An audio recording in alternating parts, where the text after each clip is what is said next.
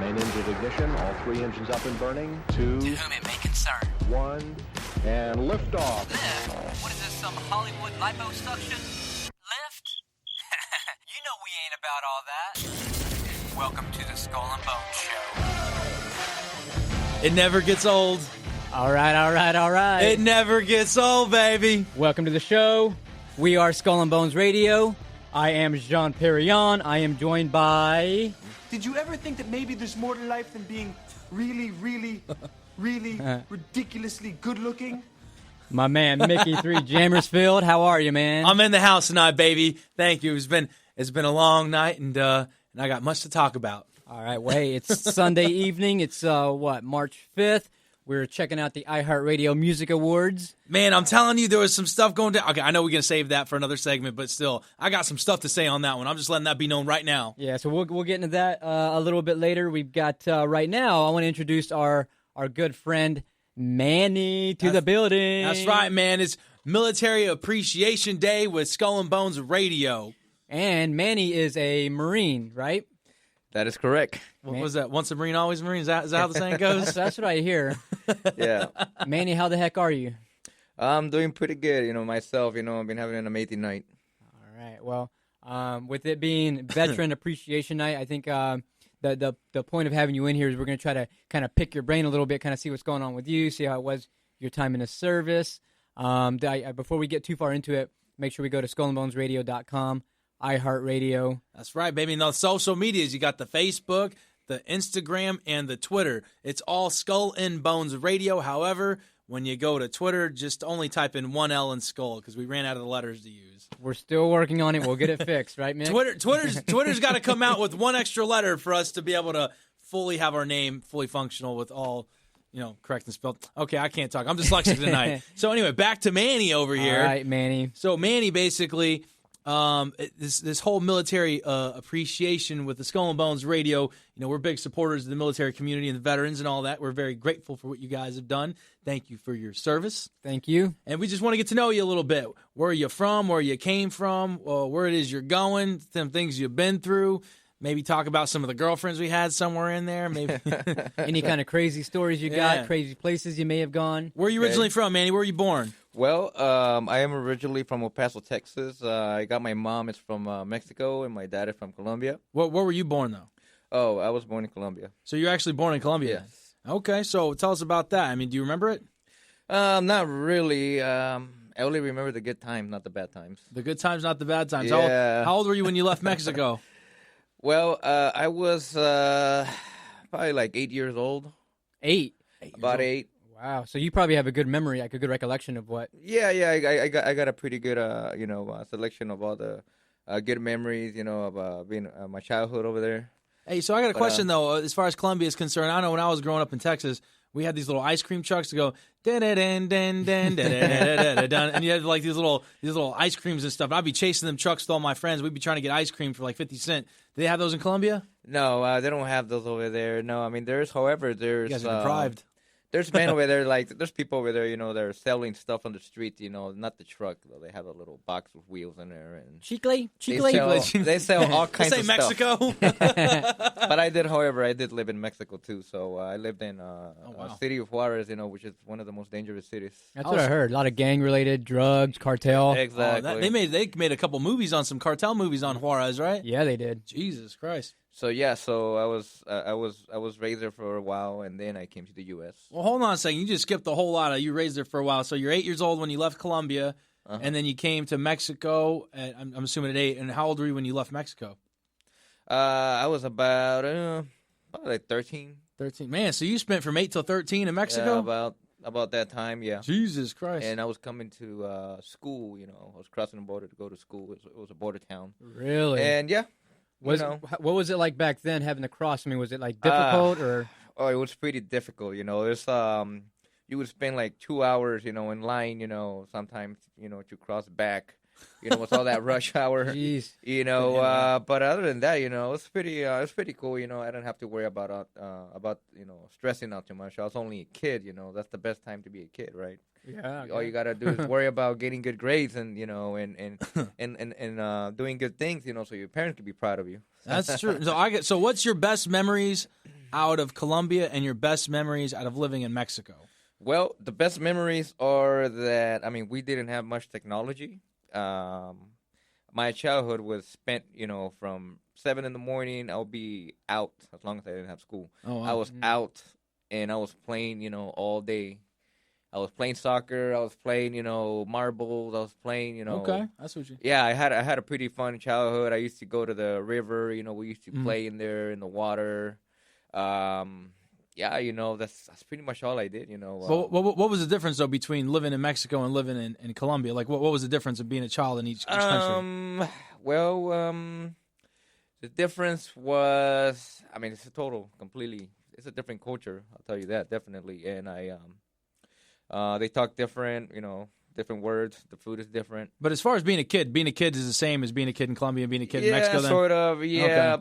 but not that much of a difference. Once I got to Mexico, there was more technology. There was more stuff going on there. And, oh wow! And it was a little more superficial there. Manny kind of progressed because he started out in Colombia, then he went to Mexico, where there's a little bit more to that, and then he came to the U.S. where kids are nonstop on their phones, watching TV. He's like he came here at 13 years old, discovering a Nintendo. Yeah, yeah, actually, I did. I didn't know what a Nintendo was. I didn't even know what an Atari is. Yeah, the Atari. Yeah, I remember my phone. My mom used to have those Nokia phones, those little really square ones. I don't know if you remember. Oh yeah, the big black ones. Yeah. I used to play games on that thing. I used to spend my whole afternoon there in my childhood. After I did my homework. If I got good grades though, and if I learned English well. So far we were born in Colombia, moved to Mexico, and then around 13 we came to El Paso. Yep. I mean, I was already crossing the border earlier, back and forth. But you didn't actually move to El Paso until about 13. Yeah. So I move around there. I live in a small city, in a small town called Westway. It's kind of in El Paso. All right. It's like in the middle. It's like a bunch of trailers and. I can relate to that. I was trailer trash growing up. So, I became kind of trailer trash, Live off of rice and beans. I'm not ashamed. It's funny because we all grew up in Texas, it seems like. Yeah. So we all know the trailer parks and dogs running around. So, I got acculturated to, the culture there, and, all my best memories are over there. Once I got here, I do have good memories, but the best ones are over there. So let me ask you this: what really stood out for you when you made it over here, as far as like something that really kind of resonated, like the difference between here and either Colombia or Mexico? Is it like the food, the lifestyle? Like, what's something that really stands out? That stands out is the lifestyle. Yeah, the lifestyle. Because over there in Colombia, I remember we did not have an air conditioner. We did not have hot water, and we didn't need hot water over there anyway. It was so hot over there. Jesus. Let's see. However, I mean, in Mexico, it was pretty cool, because that was the first time I started feeling what cold really felt like, And we actually had like, I know you're pretty familiar with it. They used to put a fire outside and then they make a tole, Oh yeah. And then I started getting into that stuff. So yeah, those are pretty good memories too. I used to cut wood and all that stuff. For my dad. So we can have wood in it so we can keep the house warm. So yeah, I remember all that. I remember cooking outside, and all that, helping my mom cook.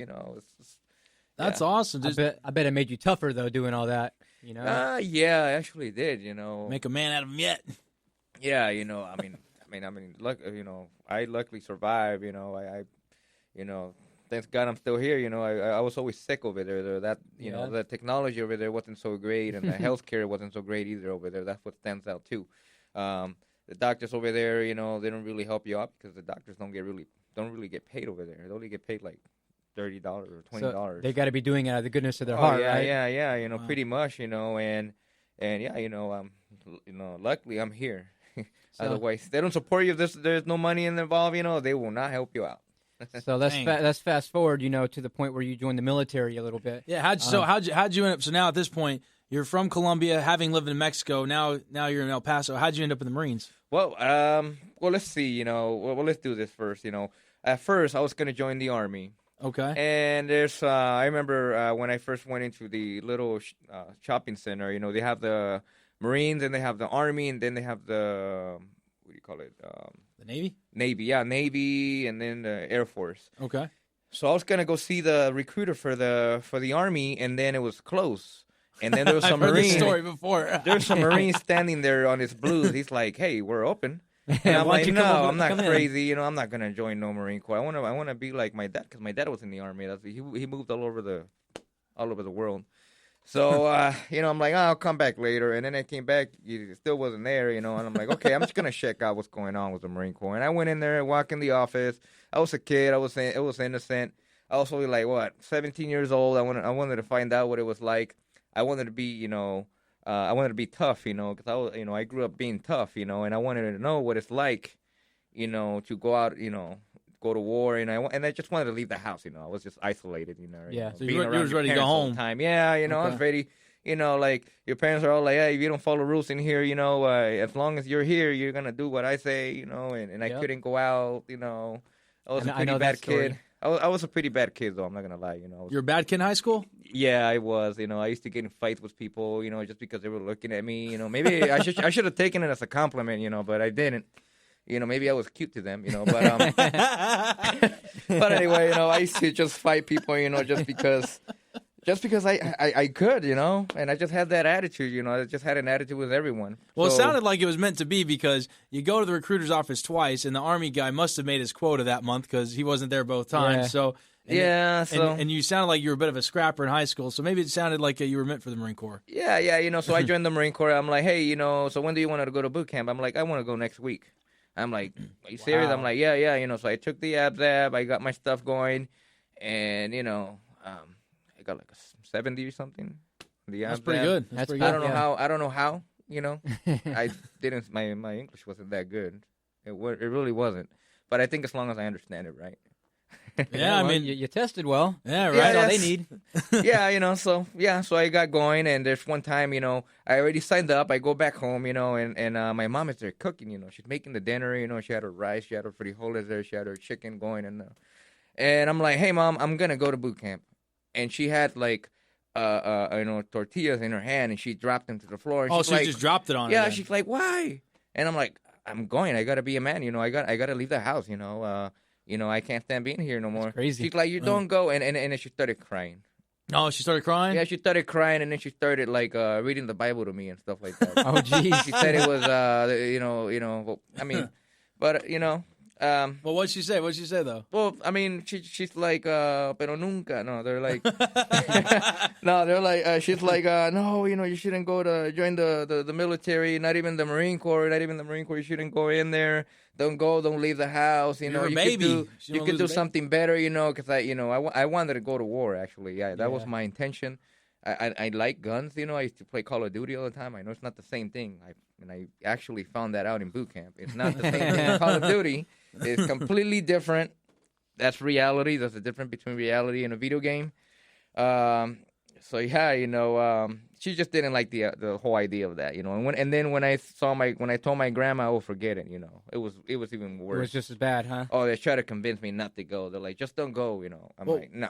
So what'd you end up doing in the Marine Corps? What was your job? Well, I was 35, 31. I'm a motor transport operator, and I ended up going to an infantry unit. Oh, Jesus. Yeah. So yeah, you know, 3rd Battalion, 7th Marines, off of 29 Palms. I went over there, and yeah, you know, I actually did go to war. You know. Where'd you deploy to?